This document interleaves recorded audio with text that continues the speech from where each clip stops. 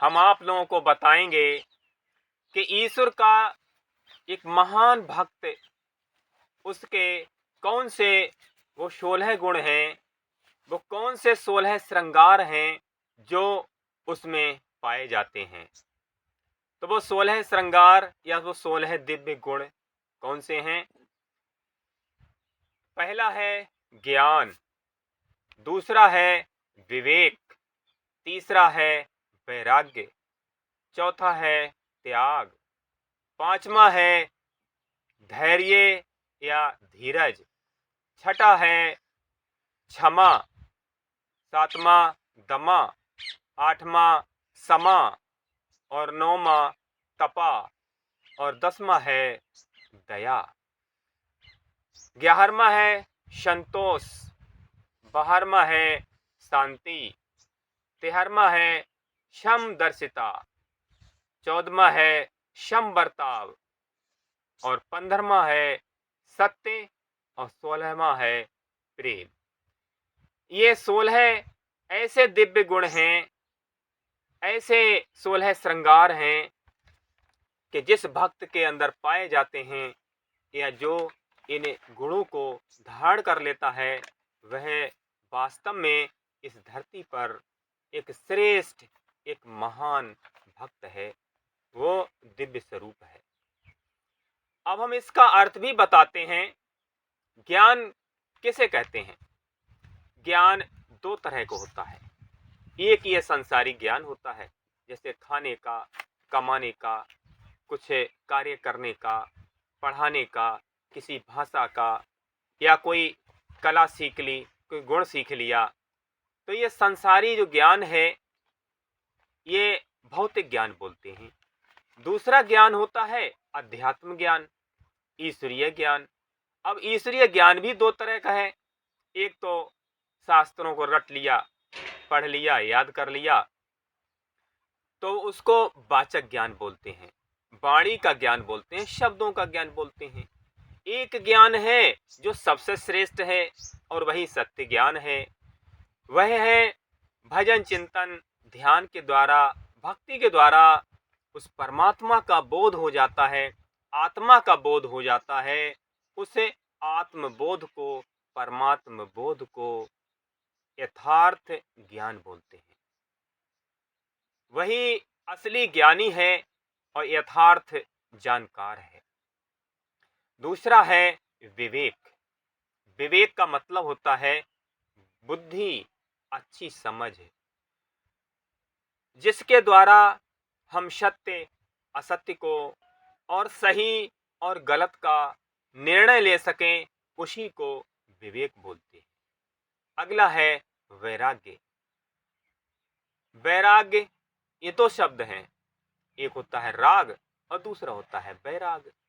राग का मतलब होता है लगाव, आसक्ति। जो संसार की देखी सुनी विषय वस्तुएं हैं, उन सब में जो लगाव होता है, जो आसक्ति होती है, उसको राग बोलते हैं। और जब मन इन सब से हट करके परमात्मा में लग जाता है, परमात्मा के ध्यान में, चिंतन में, प्रेम में लग जाता है, तब वैराग्य बोलते हैं। तो अपने मन को संसार की देखी सुनी विषय वस्तुओं से हटा करके परमात्मा में लगाने को ही वैराग्य बोलते हैं। अगला है त्याग।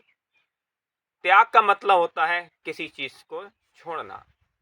ये नहीं है कि घर द्वार छोड़ दिया, परिवार छोड़ दिया, नौकरी धंधा व्यवसाय छोड़ दिया और जा करके कहीं जंगल में बैठ गए और त्यागी कहलाने लगे।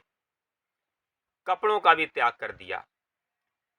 त्याग दो तरह का होता है, एक होता है मन से और दूसरा होता है शरीर से। अब घर छोड़ दिया, धंधा छोड़ दिया, खेती बाड़ी छोड़ दी और हम पैसे छूते नहीं हैं, कपड़े पहनते नहीं हैं, तो ये जो त्याग है वो शारीरिक त्याग है, ये भौतिक त्याग है। लेकिन असली त्याग क्या है? असली त्याग है कि मन से इन वस्तुओं में आसक्त ना रहना, उनसे बंध करके ना रहना। त्याग कहलाता है। अगला है धैर्य या धीरज। धैर्य का मतलब होता है विशेष परिस्थितियों में भी अपने मन को शांत रखना, उद्वेलित ना होने देना। मन विशेष परिस्थितियों में चिंताग्रस्त ना हो, भयभीत ना हो और अशांत ना हो, उसी मन की अवस्था को धैर्य या धीरज बोलते हैं। अगला है क्षमा। क्षमा का मतलब होता है कि बदले की भावना का त्याग कर देना ही क्षमा कहलाता है। या दूसरे शब्दों में समझें कि दूसरों के दोषों को, अपराधों को माफ कर देना ही क्षमा कहलाता है। अगला है दया। दया का मतलब होता है हृदय में दूसरों के प्रति करुणा रखना या दूसरों का हित की भावना रखना दया कहलाता है। अगला है क्षमा। क्षमा का मतलब होता है मन को सम रखना, मन को शांत रखना ही क्षमा कहलाता है। जो सम है, जो एक रस है, उसमें अपने मन को लगाए रखना ही क्षमा कहलाता है। अर्थात मन का समत्व में स्थित होना ही क्षमा कहलाता है। क्षमा और दमा। दमा का मतलब होता है मन को, दमा का मतलब होता है अपनी इंद्रियों का दमन करना। तो अपनी इंद्रियों का दमन करना ही दमा कहलाता है। दमन करने का मतलब यह है कि अपनी इंद्रियों को मनमानी ना करने देना, अपनी इंद्रियों को संसार के विषय भोगों से हटा करके ईश्वर के चिंतन में, ध्यान में लगाए रखना ही दमा कहलाता है। अगला है तपह। तपह का मतलब होता है अपने मन इंद्रियों को इष्ट के अनुरूप तपाना या अपने मन और इंद्रियों को सत्य पर अड़िग रहने के लिए, धर्म पर बने रहने के लिए कष्ट देना ही तप कहलाता है। तप का मतलब अपनी इंद्रियों को तपाना। अगला है संतोष। संतोष का मतलब होता है कुछ ना पाने की इच्छा रखना, अर्थात मन और इंद्रियों की तृप्ति ही संतोष कहलाता है। जब मन में संतोष आ जाता है तो फिर ना तो कुछ पाने की इच्छा होती है, ना कहीं जाने की इच्छा होती है, और ना ही कुछ जानने की इच्छा होती है, और ना ही कुछ खाने की इच्छा होती है, या जो कुछ भी मिल गया उसी में संतोष या उसी में आनंदित रहना ही संतोष कहलाता है। ये जो गुण है संतोष का, ये बहुत ही महान है। जब ये आ जाता है तो सब कुछ फीका पड़ जाता है, सब कुछ कबाड़ा जैसा, ये कूड़े जैसा लगने लगता है। गोधन, गजधन, बाजधन और रतन धन खान, जब पायो संतोष धन, तब सब धन धूल समान। गोधन गाय का धन, गजधन हाथियों का धन, बाजधन घोड़ों का धन और रतन धन खान। और हीरे मोती जवाहरात रत्न इनकी खान क्यों ना हो, लेकिन जब पायो संतोष धन, तब सब धन धूल समान। जब संतोष मिल गया, मन तृप्त हो गया, इंद्रियां तृप्त हो गईं, तो सब कुछ धूल के समान हो जाता है। तो संतोष का मतलब होता है मन और इंद्रियों की तृप्ति। ये संसार में तो किसी भी चीज से तृप्त होती ही नहीं है, न मन और न इंद्रियां।